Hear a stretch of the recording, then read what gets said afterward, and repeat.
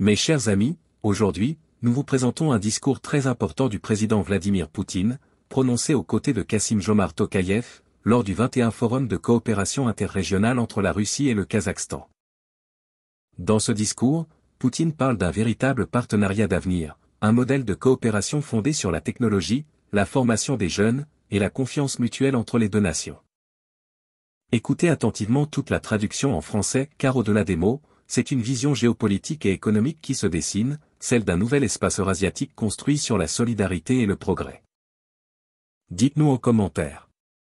Croyez-vous que le modèle russo-kazakh puisse devenir un exemple pour les autres pays d'Eurasie et d'Afrique? Ou pensez-vous que ce partenariat reste avant tout symbolique? Votre avis compte, restons jusqu'à la fin, car ce discours révèle beaucoup plus qu'il n'y paraît.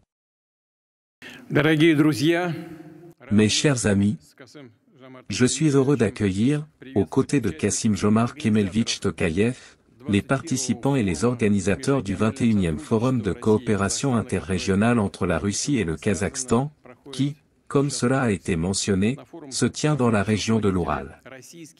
Ce forum réunit les dirigeants des régions russes et kazakhes, des entrepreneurs, des parlementaires, des responsables politiques, des représentants du commerce et des experts, bref, tous ceux qui participent concrètement au développement des relations multilatérales entre nos deux pays.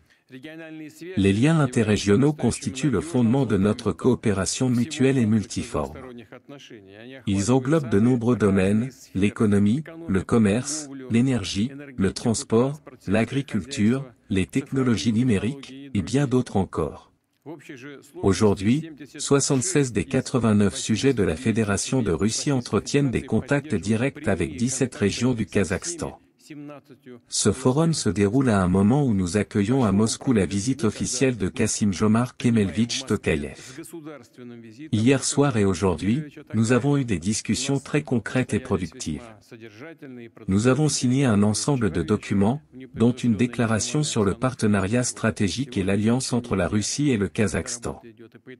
Ce document fondamental fixe les grandes orientations et les plans de développement de notre coopération interrégionale et interétatique.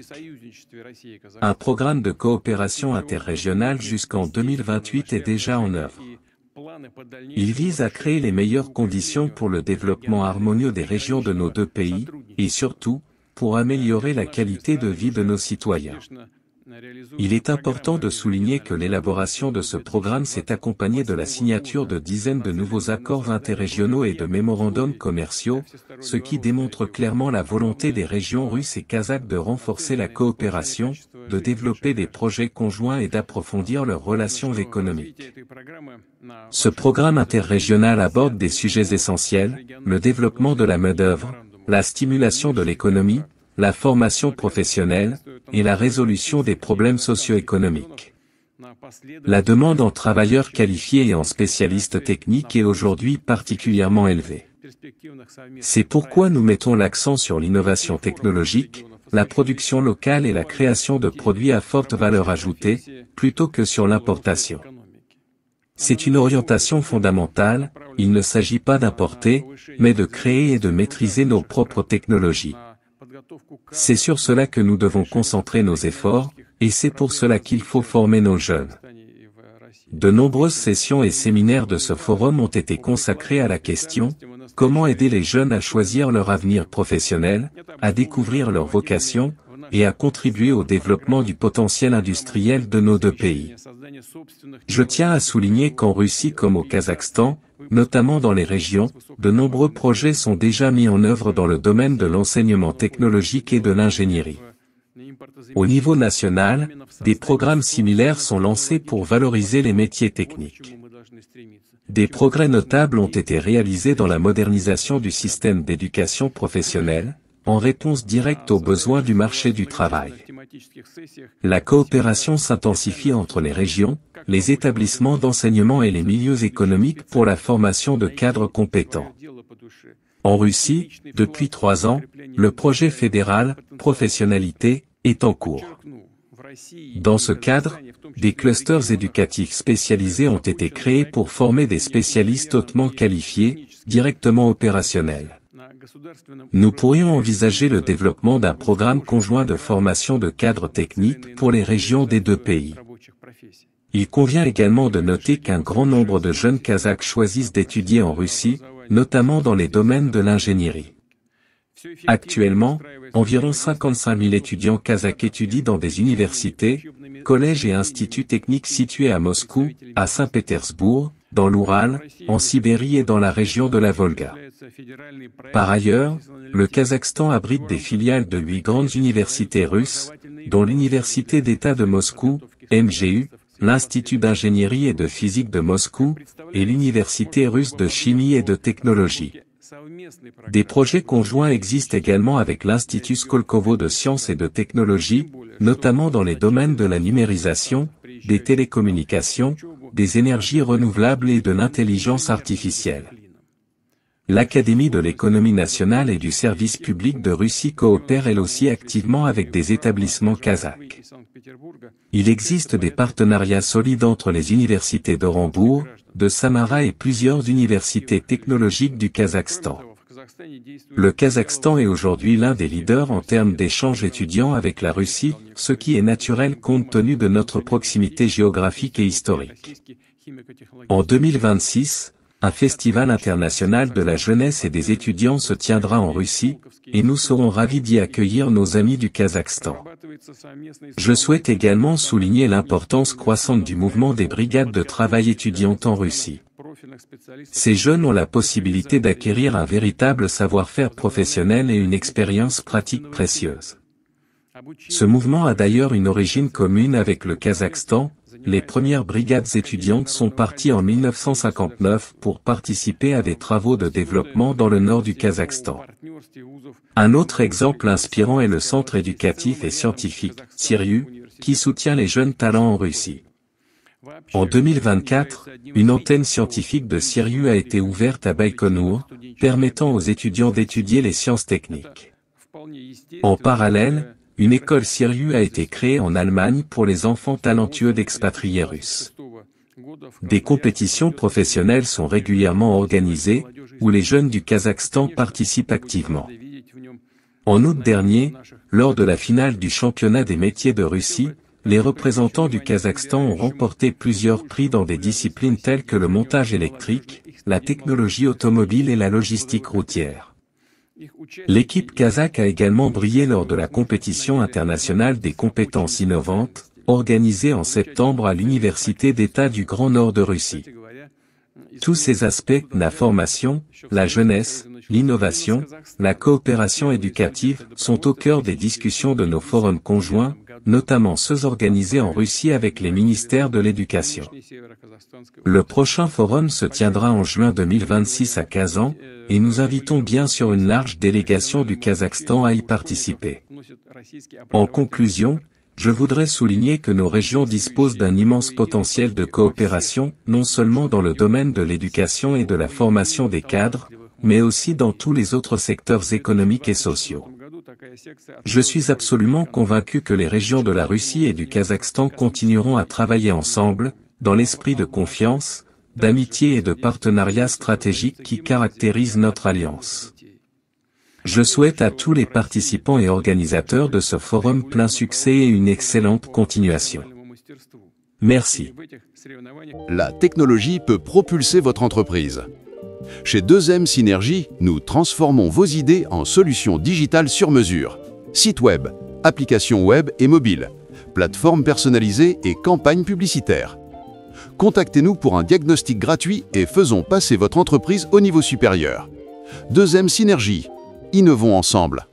Ce discours de Vladimir Poutine, prononcé aux côtés de Kassim-Jomart Tokayev, ne se résume pas à une simple déclaration diplomatique. Il s'agit d'une véritable feuille de route politique et économique, d'un signal stratégique envoyé à toute la région eurasiatique et, plus largement, au reste du monde. Dès le début, le ton est clair, la Russie et le Kazakhstan s'affirment comme des partenaires égaux, liés par une vision commune de l'avenir, fondée sur la coopération, la technologie et la souveraineté. Ce n'est plus le langage d'une relation hiérarchique, mais celui d'une intégration régionale mûre, où chaque pays conserve son identité tout en avançant vers un objectif partagé. Et c'est là la première question à se poser. Sommes-nous en train d'assister à la naissance d'un nouvel axe eurasiatique, capable de rivaliser avec les grands blocs occidentaux et asiatiques? Sur le plan économique, le discours de Poutine met l'accent sur l'autonomie technologique. Il le dit très clairement, l'important n'est pas l'importation, mais la création de nos propres technologies. Cette phrase résume parfaitement la nouvelle doctrine russe, construire un modèle économique souverain, indépendant des chaînes d'approvisionnement occidentales, et axé sur l'innovation locale. Mais ce qui est intéressant, c'est que le Kazakhstan partage cette même ambition.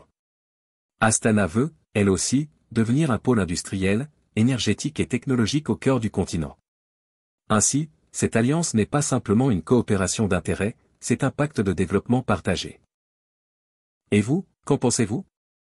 Est-ce que cette stratégie d'indépendance technologique pourrait être un modèle pour d'autres pays, notamment en Afrique, en Amérique latine, ou au Moyen-Orient? Autre point essentiel, la jeunesse et la formation. Ce thème, souvent négligé dans les forums économiques, devient ici un axe central. Poutine insiste sur la nécessité de former une nouvelle génération d'ingénieurs, de techniciens et d'entrepreneurs capables de porter la transformation industrielle. Ce n'est pas anodin, en misant sur les jeunes, la Russie et le Kazakhstan préparent l'avenir sur le long terme. Les 55 000 étudiants kazakhs en Russie, les universités partenaires, les centres comme Sirius ou Skolkovo, tout cela participe à la création d'un écosystème de compétences eurasiatiques. Autrement dit, ils investissent non pas seulement dans des usines, mais dans les cerveaux. Et c'est souvent là que se joue la vraie puissance d'un pays.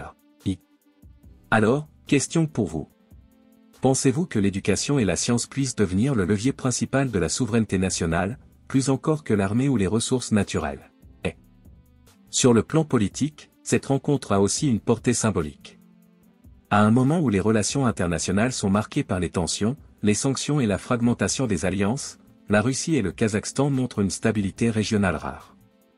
Ils prouvent qu'il est possible de bâtir des relations équilibrées, sans tutelle, sans ingérence, et sans dépendance. C'est un message adressé à tous les pays du Sud global. On peut coopérer en dehors des cadres imposés par l'Occident, sur la base de la confiance mutuelle et du respect de la souveraineté. Et là encore, on peut se poser la question. Est-ce que cette alliance russo-kazakh n'est pas le prototype d'un monde multipolaire, celui que beaucoup de nations appellent de leur vœu depuis des années? Le discours de Poutine montre aussi une volonté d'équilibre et de complémentarité. La Russie, forte de son potentiel technologique et militaire, apporte la structure, tandis que le Kazakhstan, grâce à sa position géographique et à ses ressources, offre la passerelle vers l'Asie centrale et la Chine.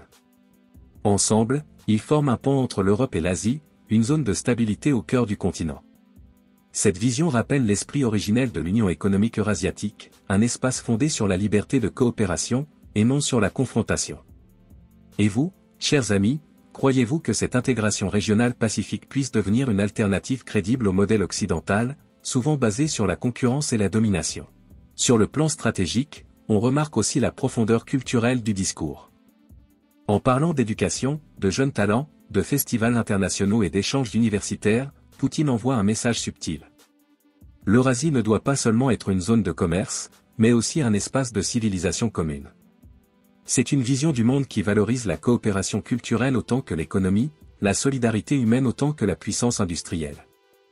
Et si c'était cela, finalement, le vrai message du discours? Construire une Eurasie qui ne soit pas une copie d'un autre modèle, mais une civilisation du partenariat, tournée vers la science, la jeunesse et la confiance. Avant de conclure, notons un dernier point. Le ton du discours de Poutine est calme, posé, presque pédagogique.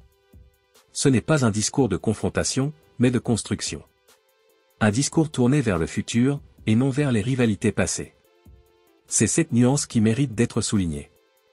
Dans un monde saturé de tensions, de discours agressifs et de sanctions, la Russie cherche ici à projeter une image d'acteur constructif, prêt à bâtir des solutions concrètes avec ses partenaires. Alors, que devons-nous en retenir?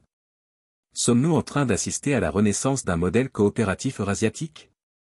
Ou est-ce simplement une étape symbolique dans une géopolitique plus large? Petit message à notre communauté. On le voit clairement, les vues chutent, alors que vos commentaires et vos likes sont constants. Nos vidéos sont moins visibles, parce qu'elles dérangent parce qu'ici, on parle sans filtre, loin des médias sous contrôle. Oui, la chaîne est shadowban, et beaucoup d'entre vous ne reçoivent plus nos vidéos. Alors, si vous croyez encore à une information libre, likez chaque vidéo, commentez même un mot, et activez la cloche de notification pour ne rien rater. C'est vous qui faites vivre cette voix indépendante. Chaque geste compte. Merci à vous.